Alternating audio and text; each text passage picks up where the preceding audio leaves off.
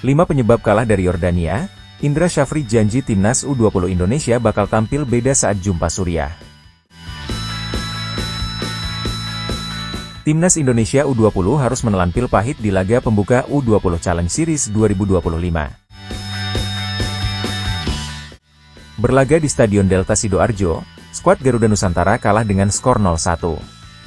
Sejumlah faktor jadi penyebab kekalahan timnas Indonesia U20. Berikut 5 penyebab timnas Indonesia U20 kalah 0-1 dari Yordania U20.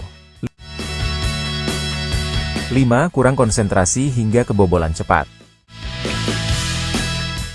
Salah satu penyebab timnas Indonesia U20 kalah 0-1 dari Yordania U20 adalah kurang konsentrasi. Alhasil, gawang skuad Garuda Nusantara kebobolan cepat. Tepatnya kala laga baru berjalan 3 menit.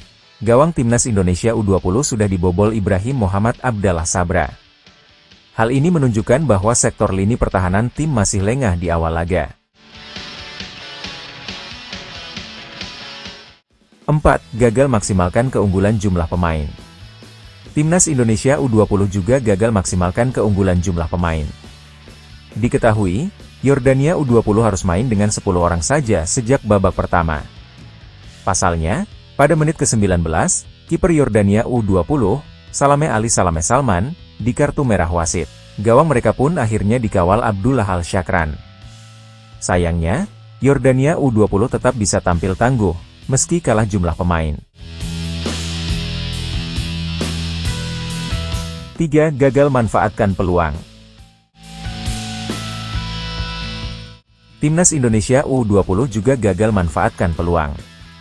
Padahal, mereka beberapa kali berhasil membangun serangan berbahaya ke gawang lawan. Salah satunya dilakukan Tony Firmansyah di babak kedua usai mendapat umpan ciamik dari Welber Jardim. Sayangnya, tendangan Tony masih terlalu lemah. 2. Absennya sang striker andalan. Kegagalan memanfaatkan peluang yang terjadi di timnas Indonesia U20 tak terlepas dari absennya sang striker andalan di tim. Dia adalah Jens Raven. Diketahui, Jens Raven harus absen di laga melawan Yordania U20 karena cedera. Pelatih timnas Indonesia U20, Indra Syafri, pun tidak ingin mengambil risiko. 1. Welber Jardim gagal penalti. Faktor terakhir yang membuat skuad Garuda Nusantara kalah adalah kegagalan Welber Jardim eksekusi penalti. Andai penalti itu bisa berbuah gol, timnas Indonesia U20 tentunya bisa terhindar dari kekalahan. Hadiah penalti diberikan wasit usai Abdullah Khalid melakukan pelanggaran di kotak terlarang. Welber pun maju sebagai algojo. Tetapi, bola tendangannya masih bisa dihalau Abdullah Khalid. Meski berstatus sebagai laga uji coba, Indra Syafri berjanji bakal memperbaiki sejumlah catatan saat kalah dari Yordania. Pertama, hasil pertandingan tentu kita kalah 1-0. Tetapi di babak pertama kita sudah bermain sesuai rencana dari awal untuk main build up, kami lakukan distribusi, ciptakan banyak peluang, tapi kurang dalam penyelesaian akhir, ujar Indra Syafri. Itu sudah beberapa kali. Kami bisa main build up progresif dari bawah. Kita ada kesempatan penalti. Tapi gak masuk, harusnya kan masuk dan pemain agak turun moralnya usai kejadian itu. Secara keseluruhan memang ada perbaikan, terutama saat memasuki sepertiga pertahanan lawan, yaitu untuk membongkar pertahanan ketat lawan saat mereka kekurangan pemain. Mereka bertahan secara kompak, ujarnya. Indra Syafri berjanji bakal memainkan permainan yang berbeda saat jumpa Suriah.